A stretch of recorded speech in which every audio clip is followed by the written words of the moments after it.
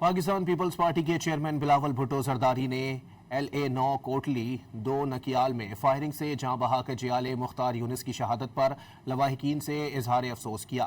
Chairman Bilawal Bhutto Zardari نے اپنے بیان میں کہا ہے کہ انہیں اطلاع ملی ہے کہ مسلم لیگ نون کے امیدوار سردار عمیر نعیم کی جانب سے فائرنگ کر کے ان کے کارکن مختار یونس کو شہید کیا گیا۔ میرپور نکیال میں ان کا کارکن شہید ہو گیا۔ متعلقہ حکام کہاں ہیں؟ الیکشن کمیشن کیا کر رہا ہے؟ 2 روز قبل بھی مسلم لیگ نون نکیال کے رہنما سردار عمیر نعیم کی ساتھیوں سمیت کھلے عام فائرنگ کرنے کی ویڈیو منظر عام پر آئی تھی۔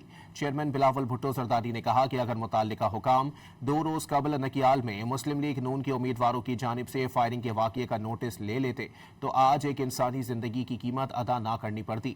شہید جیالہ مختار یونس نکیال میں میرے امیدوار جاوید بڑھانوی کے ساتھ مل کر مؤثر انتخابی مہم چلا رہا تھا۔